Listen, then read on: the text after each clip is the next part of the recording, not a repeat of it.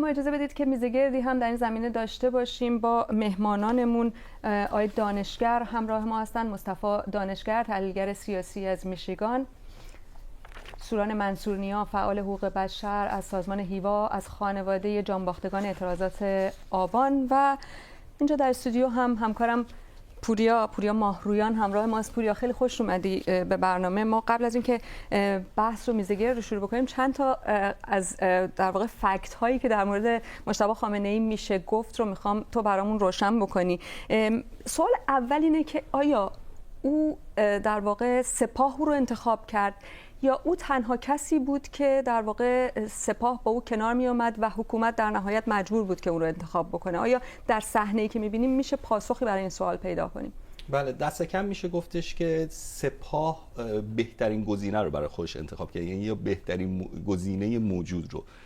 اگه خود شخص مجتبی خامنه‌ای رو بذاریم کنار، سپاه یک مجموعه که عملاً کارگزار بیت رهبری، که بهتره بگیم نهاد رهبری چون واقعا در مجموعه بیت نمیگنجه، کارگزار اقتصادی، سیاسی، اطلاعاتی، امنیتی، حتی در سطح منطقه‌ای سیاست خارجی نهاد رهبری بود و مستقیم گزارش رو به خصوص در مسائل اقتصادی، درآمد نفت، این بنیادهایی که همشون میدونیم که فرمانده‌های پیشین سپاه هستن، بنیاد موظفان، ستاد اجرایی و قرارگاه مرکزی قرارگاه بازسازی خاتم الانبیا، همه اینها مستقیما به نهاد رهبری گزارش میدادن. در مسائل سیاسی هم همینطور بود و خارجه مثلا میبینید 2-3 تا وزیر خارجه نهاد رهبری ده، آقای ولایتی، آقای خرازی، آقای جلیلی به نوعی، و اینها باید به کسی الان گزارش میدادن اگر مجتبی خامنه‌ای نبود که تو اون نهاد رهبری همون قدرت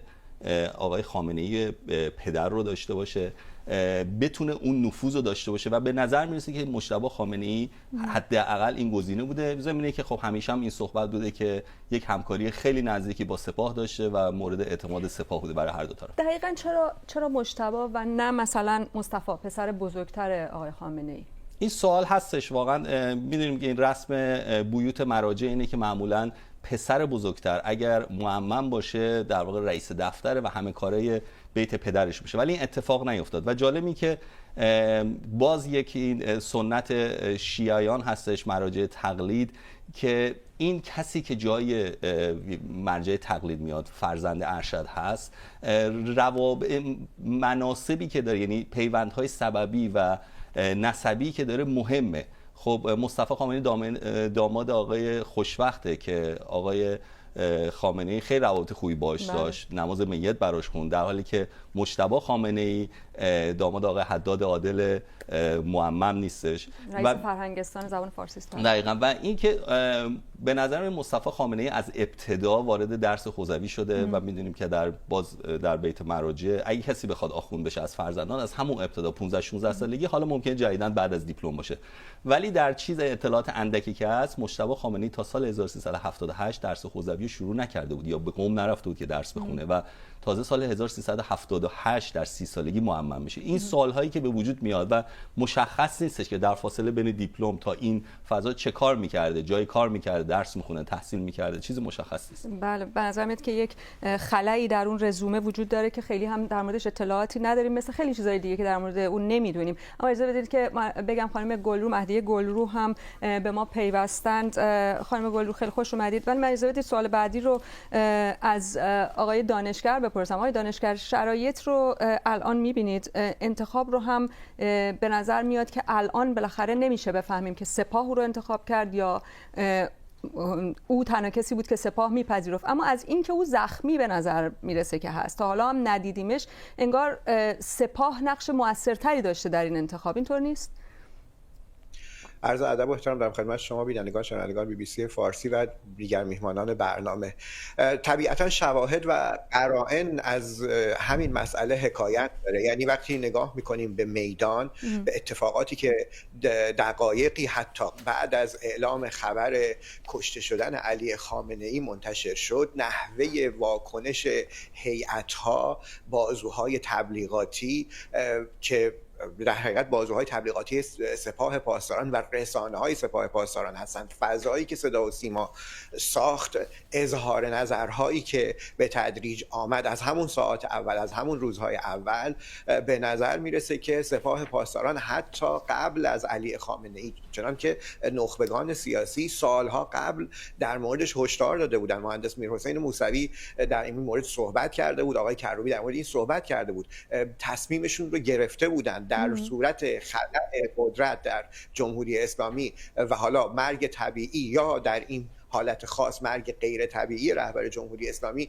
گزینه ترجیحیشون چیست، دنبال کی برند و با چه کسی میتونن کار بکنن. مجموعه فضا، این که خیابان‌ها رو پر کردن، هیئت‌ها هر برنامه داشتن، اینا نشون میده که گزینه مطلوب سپاهیان مجتبی خامنه‌ای بود و علیرغم اینکه ممکنه زخمی باشه، ممکنه اصلا نمیدونیم واقعا الان در چه وضعیتی دقیقاً به سر میبره، اما رضایت دادن حتی به شبح او، به اینکه نهاد ولایت فقیه رو و ولی فقیه رو به یک شبح تبدیل بکنن، یک نهاد مچاله شده تبدیل بکنن، اما باشه، یعنی شبح مجتبی رو بر هر کس دیگری ترجیح دادن.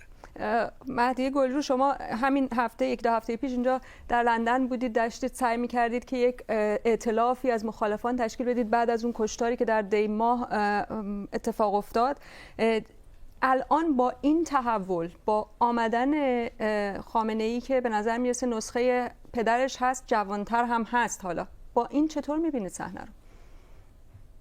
من سلام عرض میکنم به شما همه هموطنان عزیزم. واقعیت اینه که صحنه قابل پیش بینی بود، یعنی میشد حد زد از قبل، اما برای من و نسل من که اولین نسلی بودیم که توی خیابون‌ها شعار دادیم مجتبی بمیری رهبری رو نبینی، بودنش امروز در جایگاه رهبری فکر میکنم که به ما یک بار دیگه انگار که یک سیلی محکم یک بار دیگه تو صورت ما خورد که همه اون تلاش‌های مدنی که کردیم، همه اون سالها تلاشی که کردیم در مقابله با هیبت جمهوری اسلامی، یک بار دیگه خواست به ما بگه که ما تصمیم گیرنده هستیم، ما ساختار سیاسی، ما نظامیگری ها تصمیم گیرنده هستیم.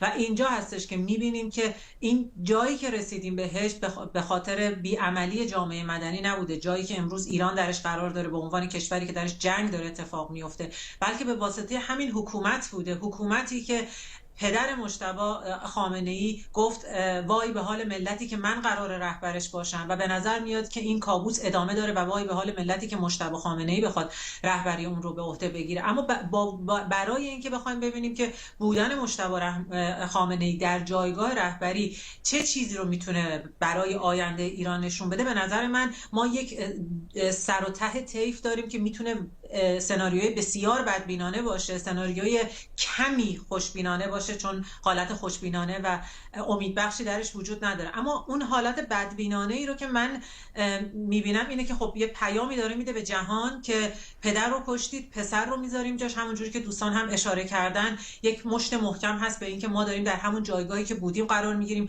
منتقم خون پدر رو گذاشتیم در جایگاه رهبری و این میتونه باعث بشه که اگر مذاکره صورت نگرفته باشه بین بازمونده های جمهوری اسلامی و ترامپ و نتانیاهو، میتونه خیلی سناریوی وحشتناکی رو در پیش داشته باشه که باعث بشه اینها بخوان حتما تمام قد جلوی همدیگه بیستن. اما از سمت دیگه اگه بخوایم در نظر بگیریم، شاید همون صلح امام حسن مجتبی شیعیان که از خون علی پدرش گذشت، الان بخوان برن توی اون سناریویی که خب الان اگر قرار باشه که کسی کوتاه بیاد تو این ساختار، فقط میتونه مجتبی خامنه‌ای باشه که پدرش، همسرش، فرزندش، خواهرش همه کشته شدن و میتونه اگر بخوایم ببینیم که یک جور معامله‌ای بین ترامپ شده باشه با باقی مونده های جمهوری اسلامی، میتونه این رو در نتیجه داشته باشه. به خاطر همین هر دو سر این دو طیفو در واقع میشه بیشتر در موردش بحث کرد. آقای منصوری، میخوام نظر شما رو هم اصلا به این انتخاب قبل از هر چیز بشنوم، با توجه به اینکه شما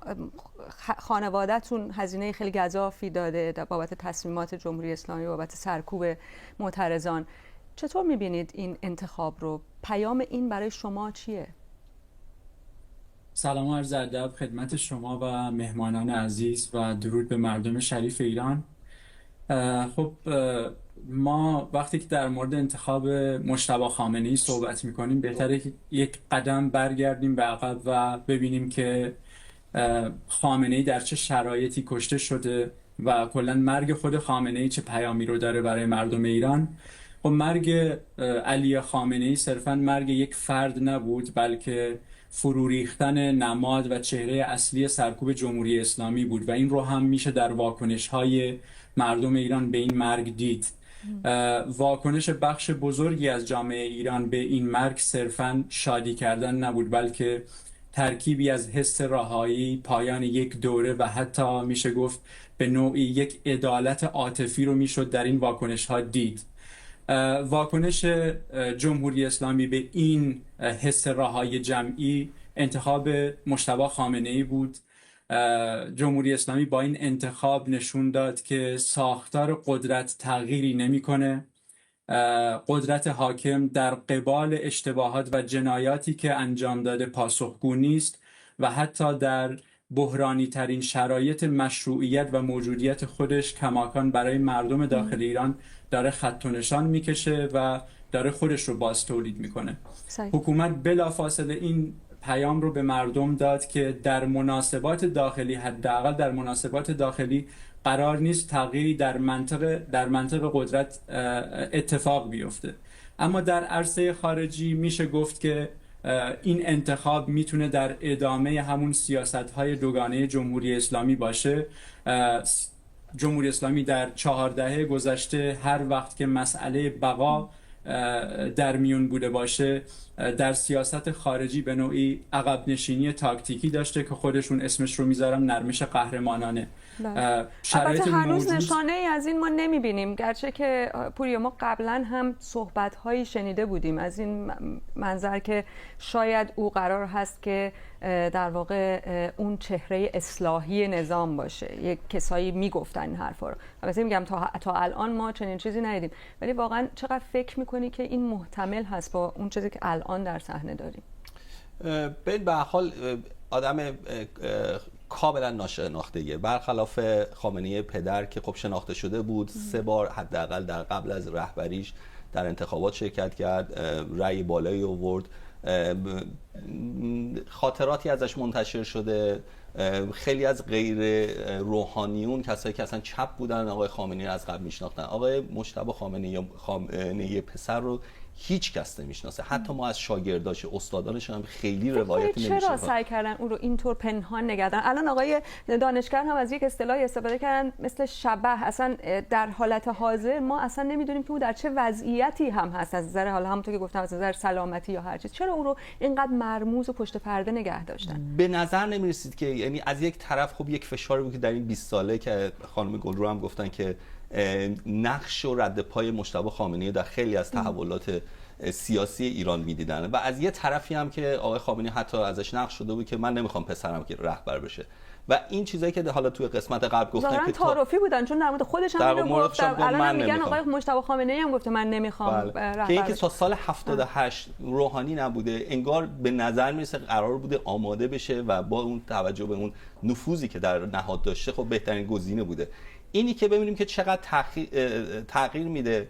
چیزی که به نظر میرسه که چهره‌های تندرو اصولگرا میگن این حمایتی که دارن میکنن همینجوری بهش میگن آیت الله عظما، رهبر معظم انقلاب، حتی امام هم میگن، امام خامنه‌ای دوم، اصطلاحاتی که یه بخشش از شیعه برداشت شده. این نشون میده که خب نه، قرار به نظر میرسه که تغییری نیست، ولی واقعا ما نمیدونیم که قرار مجتبی خامنه‌ای بشار اسد بشه یا قرار یک چهره‌ای که بن سلمان بشه، قرار کیم جونگ اون بشه یا قرار شیخ تمیم قطر بشه. به هر حال یک چیزی که از یک طرف فشار آمریکا و اسرائیل که هر کسی جای آقای خامنه‌ای پدر بیاد ما میزنیمش، از یه طرف هواداران پروپاگوس حکومت جمهوری اسلامی، کسایی که امروز رفتن به اصطلاح بیعت کنن با خامنه‌ای پسر، اینها میخوان بشنون صدای رهبرشون. اون هم در دوران جنگ که این یک چیز انقلابی احتیاج تهییج کنه مردمشو بشورونه. خیلی مهمه این، برای اینکه به نظر میاد که این انتخاب با این عجله‌ای که صورت گرفته، آقای دانشگر هم یه اشاره کردن، یک پیامی برای لایه‌های پایین‌تر در واقع سپاهی‌ها داره که بگه که نترسید، ما الان یه رهبری داریم و اینطور نیست. آقای دانشگر شما ارزیابیتون چیه از این موضوع؟ ببینید مسئله همینجاست که تصمیم بر این است که به پایگاه اجتماعی این پیغام مخابره بشه، پایگاه اجتماعی حد اقلی جمهوری اسلامی و اون بخشی که به تعبیر خودشون پایه کاره باید در خیابان بیاد و احتمالاً در فاز بعدی که آقای ترامپ به اصطلاح نقشه راهش رو از ابتدای جنگ گفت، یعنی مسئله خیابان، سرکوب بکنه. این پایگاه باید حول یک محور جمع میشد و محوری که شاخصه او مسئله سرکوب بود، یعنی مشخصا در مسئله سرکوب های 88 متهم ردیف اول مجتبی خامنه‌ای بود. حتی قبل از علی خامنه‌ای اسم او مطرح شد، تظاهر کنندگان هم خانم گلرو اشاره کردن اسم او رو فریاد میزدن و مخالفت با او رو ابراز میکردن.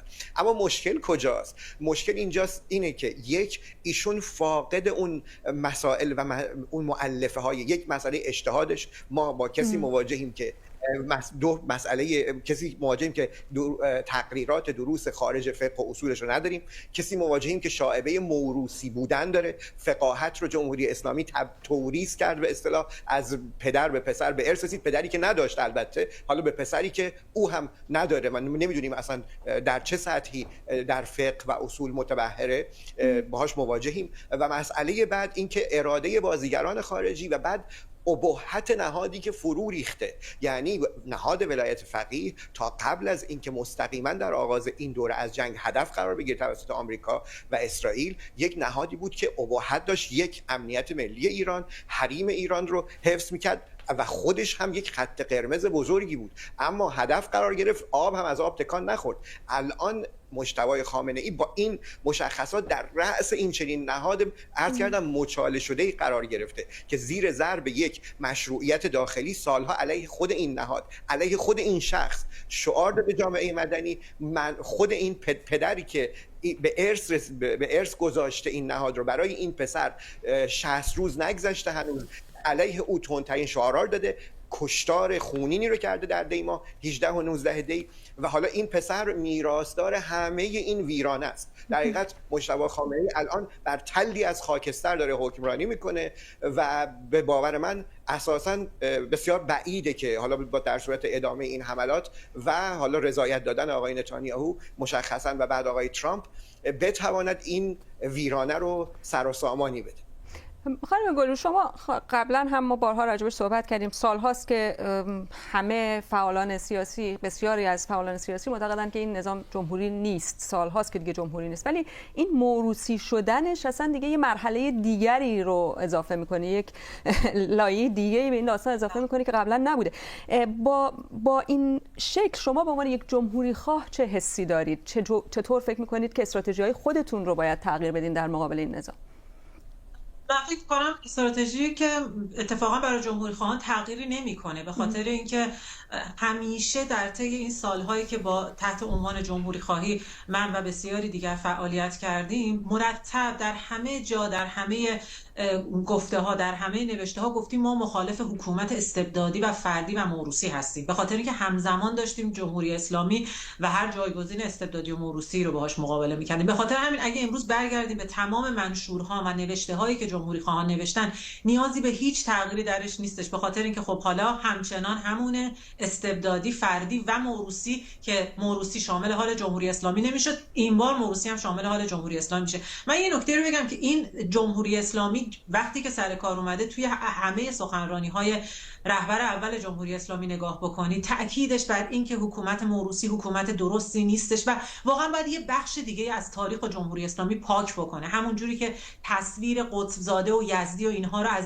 تصاویر اول انقلاب پاک کرد، بنی صدر رو پاک کرد، الان هم باید بره یه بخشی از سخنرانی‌های روح الله خمینی رو که مرتب داره تأکید میکنه بر اینکه حکومت موروثی یادآوری نمرود و چی هستش، اونجاها هم باید از تاریخ پاک بکنه، همون جوری که بعد از استالین و بعد از بسیاری از دیکتاتورهای دیگه باید تاریخ این حکومت‌ها عوض میشد. اما یه اشاره هم میخوام بکنم به اینکه اصلا مجتبی خمینی کجا وارد سیاست شد. دوستان به درستی اشاره کردن اینکه بند ناف ورود مجتبی خامنه‌ای به عرصه سیاست رو من فکر می‌کنم گفتم مجتبی خمینی، یعنی دیگه فرقی نمیکنه. میبینید اصلا انگار که این میراثداری دیکتاتوری هیچ فرقی نمیکنه داریم چی میگیم. بله، چون میگفت میگفتن یکی دیگه گزینه‌ها حسن خمینی هستش دیگه. کلا اینجا به نظر میرسه که سرنوشت ما ایرانیان مونده بین دعوای بین وراثت که در کدوم وراثت آزادی ایران قراره نهفته باشه.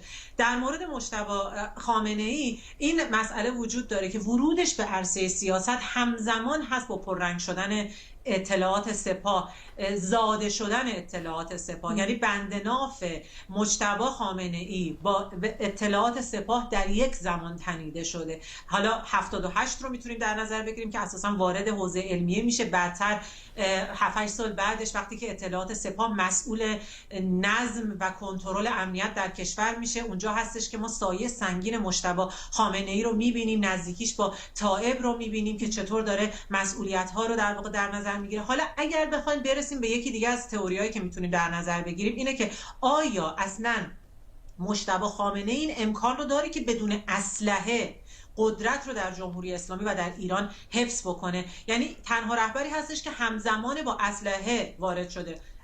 روح الله خمینی میاد با یک انقلاب میاد، علی خامنه‌ای میاد، روح الله خمینی مرده، یک در واقع تصمیمی گرفته میشه، خبری از اسلحه نیست. اما مجتبی خامنه‌ای زمانی داره میاد که نیروهای طرفدارش با اسلحه توی خیابون‌ها هستن. من امروز داشتم با تلفن با دوستان تو ایران حرف می‌زدم، از هر خیابونی که رد می‌شدن ایست بازرسی بود. آیا امکانش رو داره یک همچین فردی که فقط داره با اسلحه، دیشب هم دیدیم که چطور در میدون‌های مختلف با اسلحه هیدر میگفتن و رهبرش شب‌های زیادی هست از آغاز در واقع این درگیری اخیر، جنگ اخیر، که این تصویر رو ما مخابره شده و ما دیدیم که به هر حال هیدرگویان روی موتور سوار هستن. و آیا امکانش رو داره مجتبی خامنه‌ای که قدرت؟ سوال اصلی دقیقاً همین هست. اجازه بدید من اینجا همکارم پوریا سال‌هاست که داره روی این موضوعات به صورت جزئی کار میکنه. این در واقع اتصال مجتبی خامنه‌ای به اون بدنه اطلاعاتی امنیتی به چه شکل هست؟ ما میدونیم که ظرف سالهای گذشته در 15-20 سال اخیر به خصوص تعدد این نهادهای اطلاعاتی امنیتی کار رو به اینجا رسوند که الان اسرائیل از همه این نهادهای اطلاعاتی امنیتی در داخل ایران اطلاعات بیشتری داره از وضعیت. او در واقع به کدوم شاخه از اینها نزدیکتره، یا اینکه یک حضور بالاسری روی همه اینها داره؟ ببینید، گفته میشه حدود 14 نهاد اطلاعاتی موازی در ایران وجود داره که معروف‌ترینش وزارت اطلاعات، سازمان اطلاعات سپاه، سازمان اطلاعات قوه قضاییه، سازمان اطلاعات فراجا و چندین نهاد اطلاعاتی امنیتی دیگه. اطلاعات در واقع یک قیمتی، یک قدرته. یعنی وقتی که همین سال 78 بعدش 88 وقتی ما می‌بینیم که با داشتن اطلاعات شما میتونید رقیب سیاسیتون رو حذف کنید، همونطوری که مثلا وابستگان آقای روحانی، جهانگیری اینها رو با مسئله اطلاعاتی گرفتن. یعنی هر موقع که سپاه میخواسته ضربه به دولت بزنه از طریق سازمان اطلاعات سپاهش میومده، بجز این یکی دو سال آخر که حالا یه ذره نزدیکتر شدن. آقای علوی مثلا میگفتش ما 70% ضربه‌هایی که میخوریم بعد از کشته شدن فخریزاده وزیر اطلاعات سابق میگفت داخلی و از یکی از رقبا هستش و این رقابت باعث شدش که در واقع ما قطعاً بدونیم داستان‌هایی که در اطلاعات سپاه اتفاق میشه، تصمیم گیری‌هایی که میشه در بیت رهبری اتفاق میفته. حالا کی اینو میچرخونده؟ آیا مستقیم زیر نظر آقای خامنه‌ای بوده یا از طریق مجتبی خامنه‌ای اداره میشده مشخص نیست، ولی چیزهایی که مثلا میشدید، مثلا از خاطراتی که آقای سرافراز رئیس سازمان سیما در 2 دوره پیش بود که نقش آقای خامنه‌ای، مجتبی خامنه‌ای در تغییرش برجسته میکنه. خیلی از کسای دیگه میان اسم مجتبی خامنه‌ای جاهایی میگن که مستقیم با سپاه و اطلاعات سپاه ربط داره و به نظر میاد دست کم روی اطلاعات سپاه و چند نهاد امنیتی دیگه اشراف داره و حالا این قدرت هم داره. تا قبل از اون فقط نفوذ و اشراف داشت، الان علاوه قانون اساسی و تمام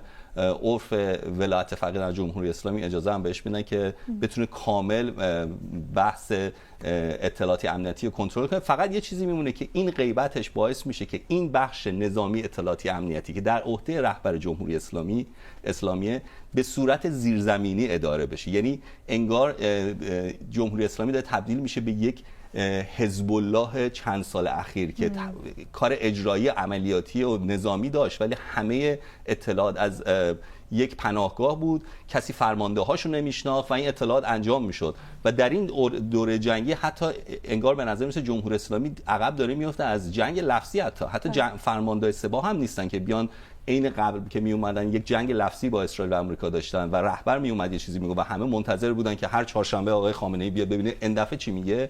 الان خیلی به قول آقای دانشگر اون پایگاه اجتماعی که براش توی خیابون اومدن منتظر شنیدن حرفاشو و در واقع سخنرانیش. البته اینکه گفتی امروز من دیدم که یکی از این فرماندهان جدید که حالا اسمش هم خیلی آشنا نبود برای من، دیدم که یک پیام تلویزیونی در واقع تصویری داده بود، خیلی جوانتر از اون نسل قدیمتر فرمانده اون در واقع بله سخنگوی قرارگاه مرکزی خاتم الانبیا است که قرارگاه مرکزی خاتم الانبیا در واقع رأس الان در واقع هدایت جنگ رو به عهده داره. آقای منصورنیا، شما در شهرستان بودید، در کردستان بودید، سپاه در مناطقی مثل کردستان حضور متفاوتی داره نسبت به خیلی جاهای دیگه. میدونیم که خیلی سعی میکنه اونجا رو به صورت امنیتی تر اداره بکنه. فکر میکنید که چنین انتخابی در وضعیت اقلیت ها، در وضعیت استان هایی که همین حالا هم خیلی به صورت امنیتی اطلاعاتی باشون برخورد میشه چه خواهد بود؟ در شرایط موجود من فکر میکنم این انتخاب تقریبا یک نتیجه مشخصی برای تمام ایران داره، چون خود ساختار و موجودیت جمهوری اسلامی در خطره. اصلا مقایسه کردن شرایط و شخصیت خامنه‌ای پدر با خامنه‌ای پسر در زمان انتصابشون هم همین رو داره نشون میده. یعنی ما اگر سال 1368 رو در نظر بگیریم، تازه جنگ ایران و عراق تموم شده، فضای جامعه اگرچه خسته هست اما آماده بازسازی و توسعه هست. خامنه‌ای حمایت یک جریان عملگرا مثل چهره‌هایی مثل هاشمی رفسنجانی رو داره و بعد از پاکسازی مخالفان خودش در جریان جنگ 8 ساله در زندان‌های ایران مثل چپ‌ها و مجاهدین و سایر مخالفین به دنبال تثبیت نظام و توسعه هست، البته به اسم توسعه. و اگر مقایسه کنیم با سال 1404 حکومت یکی دو ماه گذشته 10,000 نفر رو در خیابان کشته و در بحران موجودیت قرار داره. یک بحران عمیق و شکاف عمیق بین جامعه و حکومت وجود داره و مهمتر از اون در خود ساختار جمهوری اسلامی هم نشانه های حکومت موروثی به وضوح دیگه دیده میشه.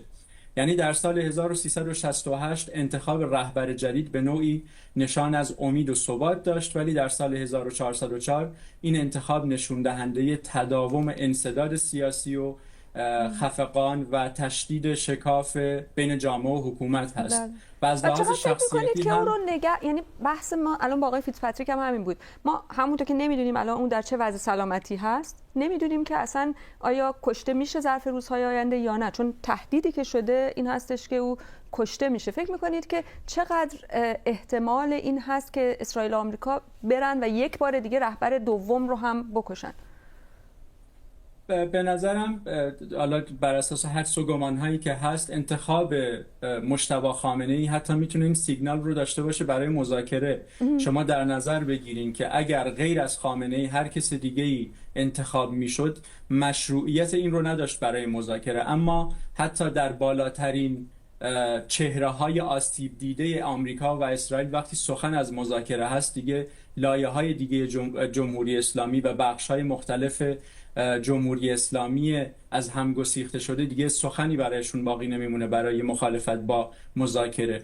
خیلی نگاه جالبی رو ارائه کردید با توجه به اینکه آقای دانشگر همین ساعاتی قبل از اینکه اعلام بشه که مجتبی خامنه‌ای جانشین پدرش شده، یک بیانیه هم از حسن روحانی داشتیم. یه بیانیه حالت گلایه‌ای هست، انگار داره میگه وضع خیلی خرابه. مثل معمول اینجور بیانیه ها هم باید خیلی از لابلای سطورش بفهمی منظور او دقیقاً چی هست و چی داره میگه. ولی روحانی به عنوان یک چهره‌ای بود که مطرح میشد، به عنوان یک کسی که چهره امنیتی اطلاعاتی هست ولی بلده با غرب صحبت کنه، بلده با غرب مذاکره بکنه. شاید اون آدمی هست که بتونه مذاکره بکنه. اما همونطور که آقای منصورنیا هم گفتن، یک نگرانی عمده وجود داشت، اینکه بقیه آیا میپذیرن، به خصوص سپاه او رو میپذیره. چرا هیچ چهره دیگری وجود نداشت که سپاه او رو بپذیره؟ ما در مثلا از لاریجانی هم همین صحبت ها مطرح بود یا دیگران. چرا هیچ کس دیگه که احتمال مذاکره با غرب خیلی براش محتمل تر بود چهره‌ای نبود که بشه به سپاه فروخت؟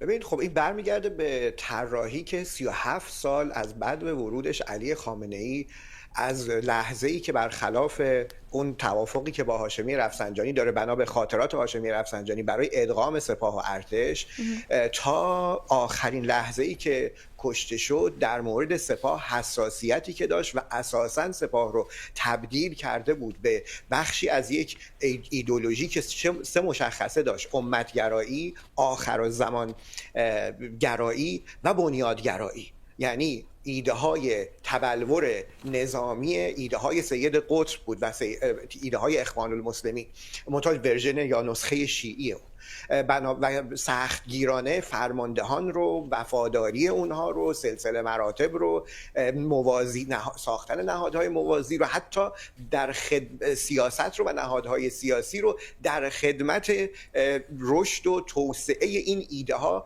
درون سپاه پاسداران گرفته بود. شما مثلا نگاه بکنید، به عنوان یک مثال میزنم، یک کتابی هست به نام سقوط اسرائیل. این کتاب رو محمد باقر ذوالقدر ترجمه کرده، درباره نشانه‌های آخرالزمانه. در دوران آقای خامنه‌ای این کتاب به عنوان یکی از سرفصل‌های درسی عقیدتی سیاسی فرماندهان سپاه پاسداران تدریس میشه. خلاصش چیه؟ ما در دوران آخرالزمان هستیم، یک رویارویی آخرالزمانی میان قوای خیر و قوای شر در پیش است و پیش درآمدش نابود کردن و از بین بردن یهودیان و اسرائیل. خب بر این اساس شستشوی مغزی اسمش رو بگذاریم، آموزش ایدئولوژیک این فرماندهان داده شدن. اساسا همین الان هم شما نمیبینید نشانه های مذاکره رو. مذاکره کردن حتی در دهه 90 وقتی رفتن سراغ برجام با دشواری مواجه بود. یعنی علی خامنه‌ای ماها براش ادبیات تولید کرد. متوجهم دانشگر، ولی اون موقع بعضی از بسیاری از چهره‌هایی که الان نیستن وجود داشتن. خود قاسم سلیمانی بود، ده‌ها چهره دیگه که اصلا الان دیگه نام‌هاشون هم انقدر هی جابجا شدن و کشته شدن یادمون نمیاد. اینا همه بودن و خب فضا خیلی فضای متفاوت بود. الان رسیدیم به در واقع فرماندهان رده دوم و سوم سپاه. آیا اینها هم همگی با همون در واقع قدرتی که اون اولیا ایستاده بودن پای این نگاه ایستادن؟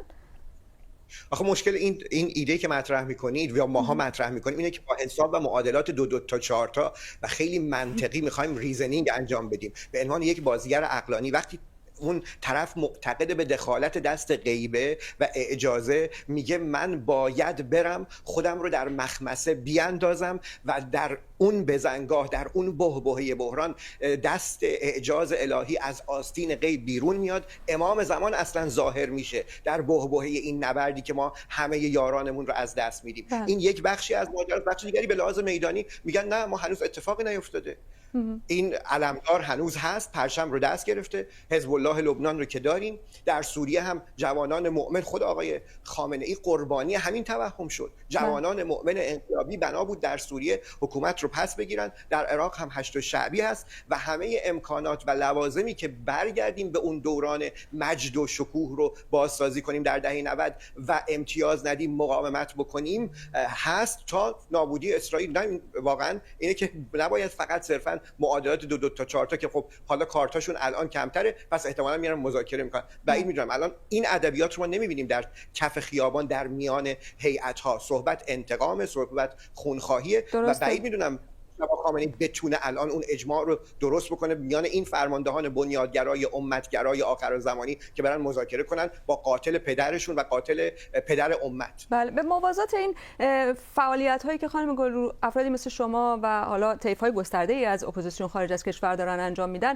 یک اپوزیسیون داخلی هم داریم که زیاد و پرشمارن. بخش بزرگشون همین الان که صحبت می‌کنیم در زندانن. ما نمی‌دونیم وضعیتشون در این شرایط جنگی به چه شکل هست. اگر بخوایم بگیم که اصلا آقای خامنه‌ای پسر قراره که یک اصلاحاتی بکنه، اون اصلاحات به نظر شما به چه شکل خواهد بود که اون افراد مثلا آیا میتونن دخیل بشن درش؟ آیا اساسا شما میبینید که او آدمی باشه که بخواد اصلاحی به این شکل انجام بده؟ ما که واقعا شناختی نداریم از مجتبی خامنه‌ای که دقیقاً چیه و چطور فکر میکنه، اما از اصلاحاتی که اون آدمایی که در داخل هستن، حالا اصلاح طلب هم اسمشون نذاریم چون اونها واقعا الان خودشون خیلی زاویه دارن، گذار طلب‌ها، کسایی که میخوان در واقع به یک حکومت دموکراتیکی برسن در داخل ایران، آیا اونها مثلا حاضر میشن با یک کسی مثل مجتبی خامنه‌ای کار بکنن؟ این مسئله اینه که آیا مجتبی خامنه‌ای رو ما در جایی می‌بینیم که بخواد اصلا همچین کاری بکنه یا نکنه. من عطف به صحبت‌های دوستان چند تا نکته رو می‌خوام اضافه بکنم که خود همین ساختاری که ما داریم الان در موردش حرف میزنیم، بعد از اینکه سلیمانی رو کشتن گفتن ما با قاتل سلیمانی دیگه مذاکره نمی‌کنیم. 6 ماه پیش داشتن مذاکره می‌کردن، بعد جنگ 12 روزه شد، گفتن ما دیگه امکان نداره باهاشون مذاکره کنیم. همین 2 هفته پیش دوباره نشسته بودن داشتن باهاشون مذاکره می‌کردن. به خاطر همین اگر که بخوایم برگردیم به همون حرف اصلی جمهوری اسلامی که حفظ نظام از اوجب واجبات است، هر لحظه ممکنه که این بت به شکلی در بیاد و به رنگی در بیاد و بخواد کاری رو انجام بده. اما یه چیز دیگر هم باید این وسط در نظر گرفت که آیا از قبل با مجتبی خامنه‌ای ممکنه هماهنگ شده باشه؟ چرا همه خانواده کنار خامنه‌ای بودن، فقط مجتبی خامنه‌ای نبوده؟ اگر نمیدونیم بوده یا نبوده، سخت زخمی شده، ممکنه بوده، کشته نشده، ممکنه بوده باشه و حالا این زخمیش مونده باشه و بخوام به عنوان رهبر در نظرش بگیرن. اما ما توی تاریخ، در همه این تاریخ پروراست ایران، پسرهایی رو داریم که پدراشون رو سرشون رو زیر آب کرده باشن تا خودشون شاخ بشن.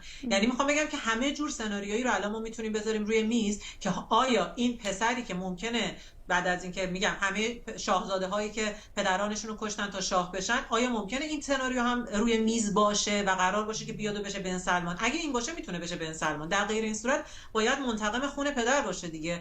یا اینکه بیان این ادبیات رو ایجاد بکنن که این حسن مجتبی‌ست، میخواد از اون همونطوری که اون از خون پدرش گذشت این هم قراره از خون پدرش بگذره. همون حدیثی رو که میگفته حفظ دماء المسلمین از همه چیز مهمتره، حسن مجتبی میگفته، الان اینم بخواد بیاد بگه من برای اینکه مسلمین کمتری کشته بشن میخوام مثلا برم توی صلح حدیبیه یا چیزهای شبیه این. منتها همونجوری که اشاره شد باید ادبیاتش ساخته بشه قبلش. حالا چقدر زمان میبره این ادبیات ساخته بشه؟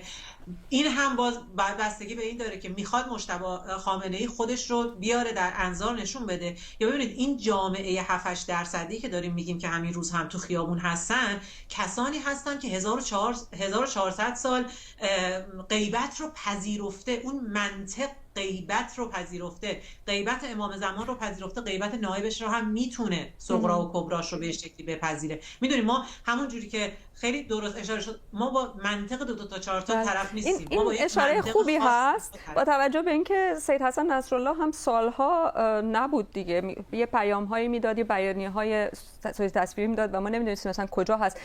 آقای منصورنیا، این بحثی که شد در مورد اینکه حالا اصلاحاتی بشه بحث بسیار مهمی هست. ما هیچ تصویری هم نداریم که این اصلاحات به چه شکل خواهد بود، اما اگر که بخواد اصلاحاتی بشه برای کسانی مثل شما که اونقدر هزینه دادن و به هر حال اعضای خانوادهشون از دست دادن، اگه جمهوری اسلامی باز هم از این پیچم بگذره یه جوری با هر ترتیبی، برای شما چه مفهومی داره این؟ من خیلی بعید میدونم که جمهوری اسلامی به دنبال اصلاح باشه، چون انتخاب خود مجتبی خامنه‌ای حداقل در مقیاس داخل کشور این رو نشون میده. خود اسم فامیلی خامنه‌ای همراه با جنایت هست و هر نوع مقبولیتی اطراف این اسم یعنی زدوده شده. مردم به هیچ وجه نمیتونن با این اسم و با این خانواده کنار بیان بیشک. ولی اگر اصلاحاتی هم انجام بشه فقط در بین اون ساختار مافیایی خود جمهوری اسلامی هست و به نظرم اون هسته مرکزی سپاه که یک ساختار مافیایی داره صرفاً یک بخش از رانت‌های خودش رو به اون بخشی از حکومت، از بدنه‌ای از حکومت که به اسم اصلاح طلب معروف است تقسیم میکنه و به نظرم این اصلاحات ساختاری نخواهد بود که مردم رو راضی نگه داره. پوریا، این بحث اصلاحات اون وقت در کنار یک مسئله خیلی بزرگتر قرار میگیره، مسئله اقتصادی در ایران، چون سپاه تقریبا تمام شاهرگ‌های اقتصادی کشور دستش هست. آیا اساساً میشه بدون اینکه سپاه رو راضی نگه داره آقای خامنه‌ای بخواد تن به تغییراتی بده، یا اساساً محتمل هست که به نوعی این سیستم در واقع هولدینگ های اقتصادی که همه کشورها در اختیار دارن تغییر بکنه؟ ببینید، هر رهبری که میاد تو دست کم میتونیم راجع به جمهوری اسلامی بگیم، بعد آقای خامنه‌ای پدر که اومد دست به یک سری اصلاحات زد. لزوما اصلاحات به نفع مردم نبود، ولی اصلاحات ساختاری بود که فرضاً همزمان هم شد با تغییر قانون اساسی که قوه قضاییه سر شکلی بگیره، معاونی داشته باشه، مثل 10 سال اول که یه حالت انقلابی جمهوری اسلامی داشت که مثلا آقای خمینی مستقیم به آقای نیری یا رئیسی مثلا حکم میداد. آقای خامنه‌ای این کار نمی‌کرد. ممکن بود در حکمای حکومتی داشت، ولی حکمای حکومتی داشت و باز این حکم حکومتی رو مثلا به رئیس مجلس میزد و تعدادی هم چیز بود. این به این معنا بودش که آقای خامنه‌ای نهایت استفاده از اون اختیارات قانونی خوش در قانون اساسی کرد و نهایت استفاده را کرد از جاهایی که قانون اساسی دربارش سکوت کرده بود، مثلا آستان قدس رضوی که در قانون اساسی نیستش، یا مثلا بنیاد مستضعفان. این میلیاردها دلاری که دست این بنگاه است که هیچ کدومشون پاسخگو به دولت 40 میلیارد دلار گفته میشه. بله، نقدینگی بسیار کلانی که مستقیم زیر نظر گروه اقتصادی نهاد رهبری ریاست علی آقا محمدی اداره میشد. دولت هیچ نقشی نداره. دولت عملا فقط پیمانکار یا گاهی پیمانکار گاهی کارفرمای سپاه و این بنیادها هستش و این تغییرات این سالها طول کشیده اینجا افتاده. به نظر نمیرسه که حتی فرصتی مجتبی خامنه‌ای داشته باشه در اوضاع شدید جنگی، خودش هنوز ظاهر نشده و بخواد این تغییرات رو بده. اگه بخواد حتی اصلاحات کمی هم انجام بده، فقط روزی یک دونه احکامی که پدرش داده یا منسوبین پدرش رو بخواد تغییر بده یا اصل کنه، شاید واقعا جدی میگم شاید 3-4 سال طول بکشه که از نمایندگی ولی فقید در دانشگاه ها و ادارات و تا امام جمعه های شهرها. در این شرایط جنگی هیچ کدوم از این صحبت های اصلاحات و اینا مسئله نیست. مسئله الان اینه که این بحران فعلی رو آیا او میتونه به نوعی رهبری کنه که به یک شرایط آرامتری برسه؟ آیا دانشگر در اون میبینید که بتونه این کار رو بکنه؟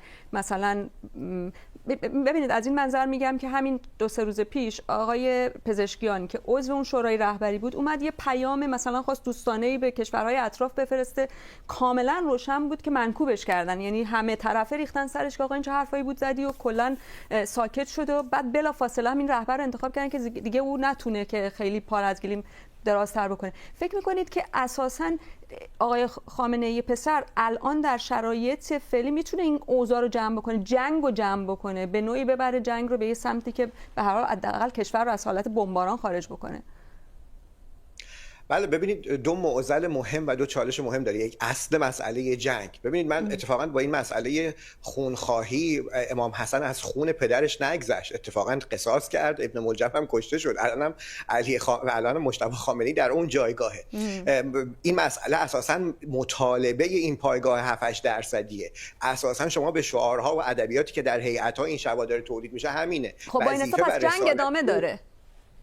به باور من جنگ ادامه داره. اصلا این صحبتی که امام حسن از خون پدرش گذشت اصلا با معاویه صلح دیگری کرد، موضوعش چیز دیگری بود. ابن ملجم رو قصاص کرد اتفاقا و حالا هست در تاریخ روایتش. اما نکته‌ای که میخوام عرض بکنم، ببینید، دقیق ترین روایت رو از شکاف‌ها و درگیری‌ها، منازعات درون ساختار که از چارچوب رقابت گاهی خارج شده، خود پزشکیان داد. گفت در جنگ 12 روزه نگرانی ما این بود که این عمود خیمه نظام، دوبارم اینو گفت، یه بار در مجلس بود، عمود خیمه نظام اگر بیفتد ما به جان هم میافتیم و همدیگه رو تکه تکه میکنیم. این در چه شرایطی بود؟ در شرایط جنگی. یعنی الان هم که شرایط جنگی است، اصلا و ابدا در مورد اصل مذاکره کردن باز اشاره شد که مذاکره میکنن. ببینید، مذاکره کرد اما مذاکره کاملا شکست خورده ای بود. با آنچه ترامپ میخواهد، آنچه نتانیاهو میخواهد، آیا مذاکرات جمهوری اسلامی مذاکرات موفقیت آمیز بود؟ نه، اصلا مذاکره نکرد. ویترین مذاکره بود برای مهار اعتراض افکار عمومی. از عهده خامنه‌ای بر نیامد، خامنه‌ای پدر بر نیامد، چه برسه شبحی که حالا یک نکته دیگه‌ای که فرمودند که آقا آقای جامعه شیعه عادت داره به پدیده غیبت، یا در مورد حسن نصرالله شما اشاره کردید. ببین حسن نصرالله یه آدمی بود که هر چند وقت یک بار از راه پیام ویدیویی یک خطیب توانا، سخنور توانایی است. حتی خامنه‌ای پدر چنین بود، اما خامنه‌ای پسر یه ویدیو ازش داریم 2 سال پیش یا 1 سال پیش منتشر شده در مورد اینکه درس خارجی تعطیل میکنه. این بابا 3 تا جمله پشت سر هم نمیتونه روان فارسی صحبت بکنه به لحاظ بلاغت و سخنوری. اصلا این بتونه هم غائبه هم حرف زدن بلد نیست، یعنی همه ناتوانی ها رو یک جا داره. در دوره جنگ هم هست، پدرش نتونست از عهده این بر بیاد. در چه ساختاری؟ در ساختاری که حسن روحانی به وضوح دلخوره، آشکارا دلخوره، او خودش رو مدعی میدیده. حسن خمینی که نماینده یک بخش دیگری است، علی لاریجانی که شبکه و کالت خودش رو داره، یعنی برادرش صادق باز رئیس مجمعه و مدعی بوده. و ما اشاره کردن که ما شاهد این بودیم که در مقاطع مختلف رقابت‌های امنیتی باعث شده که بعضن بازیگران به هم اتهام بزنن که شما گرای فلانی رو دادید. مثلا در مورد حسن روحانی مطرح بود که گرای قاسم سلیمانی رو کسانی در دولت او دادن، حالا گفته میشد. یا این دوگانه دیپلماسی و میدان که ظریف ساخت در مورد اختلافاتی که وجود داشت میان دستگاه دیپلماسی جمهوری اسلامی و قاسم سلیمانی و کارهایی که میکرد بعد از برجام. بنابراین من تصورم اینه که بسیار بسیار دشواره که از کسی در قد و قواره مجتبی خامنه‌ای علیرغم اینکه داره حق نمیشه و حتی شبهش میخواد به خورد پایگاه حزب اللهی داده میشه کاری بر بیاد و گره‌ای، حالا چه در سطح مذاکره یا این قبیل مسائل، اجماع سازی درون بلوک قدرت جمهوری اسلامی ساخته باشه. خب پس بنابراین جنبندی شما این هستش که فعلا اوضاع به همین شکل ادامه خواهد داشت. وقت کم هست، یکی 1 دقیقه میخوام به سایر مهمانانم بدم همین جنبندی هاشون رو به ارائه بدن. خانم گلرو بفرمایید. ممکنه که اول که ابن ملجم سرباز بود، معاویه دستور داده بود، الانم با معاویه هم رفت مذاکره کرد. حالا وارد این بحث نمیخوام بشم. در حال از همین جا کلان در صفحه 2 دستور داده بود رفت مذاکره کرد. معاویه دستور داده بود دیگه. حالا وارد این بحث نمیخوام بشم. به لحاظ تاریخی دستور نداده بود. باشه. حالا الان وارد این بحث نشیم، وقت نیستش. ولی اگر که ممکنه که مجتبی خامنه‌ای زخمی شده باشه یا اصلا مرده باشه و یک تیمی از سپاهی‌ها دارن قدرت رو مدیریت میکنن و میخوان جنگ رو مدیریت بکنن و فقط یه اسم دادن برای اینکه دهن همه بسته بشه، بگن یه رهبری هم وجود داره. این حالت به نظرم میشه در نظر گرفت. در مورد اصلاحات هم چه مجتبی خامنه‌ای حالا زنده باشه یا مرده باشه، این رهبر واقعی باشه یا غایب باشه، این رو باید در نظر گرفت که شاید بتونه با هر کسی، قاتل پدرش یا هر کس دیگه، مذاکره بکنه که این جنگ رو یه جوری جمع بکنه. اما برای اینکه داخل ایران رو بخواد کنترل بکنه، من واقعا حتی 0.01% هم براش احتمال موفقیت نمیبینم. دلیلش هم اینه که این مردمی که انقدر متنفرن ازش، انقدر خشمگینن نسبت بهش، جنگ که تموم بشه فردا تازه این مجتبی خامنه‌ای اگر که وجود خارجی داشته باشه و اگر رهبری بخواد بکنه، طرف میشه با همچین مردمی. برای کوچکترین اصلاحاتی نیاز به همراهی جامعه هست، نیاز به اعتماد جامعه هست و این اصلا وجود نداره. این نکته بسیار مهمی است. در واقع مردمی که با یک در واقع کشتار بزرگ هم روبرو بودن. آقای منصور نیا، جنبندی شما رو بشنوید. به نظر من انتخاب مجتبی خامنه‌ای ادامه دهنده همون استانداردهای دوگانه جمهوری اسلامی در سیاست‌های خارجی و داخلی هست. جمهوری اسلامی با انتخاب مجتبی خامنه‌ای این سیگنال رو به آمریکا فرستاد که راه برای مذاکره بازه، چون تنها کسی که مشروعیت مذاکره با آمریکا رو داره الان خود مجتبی خامنه‌ای هست. و در عرصه داخلی انتخاب مجتبی خامنه‌ای با اون پیشینه‌ای که داره نشون دهنده این هست که حکومت در قبال مطالبات مردم حداقل انعطاف پذیری رو هم از خودش نشون نمیده و همون ساختار سرکوب رو به پیش میبره. و پوریا، این گردان حبیب ابن مظاهر که به نظر میرسه که الان از اون پشت صحنه اومدن و همشون تردمداران فعلی شدند، فکر میکنی که چقدر تا کجا پای مجتبی خامنه‌ای بایستن؟ به هر حال باید بیستن، چون سرنوشت مجتبی خامنه‌ای با سرنوشت تمام اعضای گردان حبیب ابن مظاهر یکیه یا با خیلی کسایی که بیعت میکنن و به نظر میرسه که جمهوری اسلامی احتیاج به رهبر شاید نداشت. خیلی از کسایی که درون حکومت هم مثل آقای آخوندی اشتباه نکنم که عجله‌ای نیستش در شرایط جنگی فعلا یک اسمی رو مطرح کنید، همین شورای رهبری خوبه و عقل سلیم هم اینو میگه. یک رئیس جمهوری که منتخب به حال بخشی از مردم، رئیس قوه قضاییه، یک فقیه شورای نگهبان به اضافه 40-50 نفر از نخبگان سیاسی، جمع اینها مساویه با تصمیم مجتبی خامنه‌ای که احتیاجی نیست نه به کسی اطلاع بده نه کسی به کسی پاسخگو باشه، رأساً تصمیم میگیره بدون که سابقه از مدیریتش یا تدبیرش ما بدونیم داشته. ممنونم پوریا ماهرویان از سردبیران BBC، آقای منصور نیا، خانم گلرو و آقای دانشگر، متشکرم از شما و ممنونم که با ما همراه بودید. برنامه بعدی ما فرداست. شب و روزتون خوش.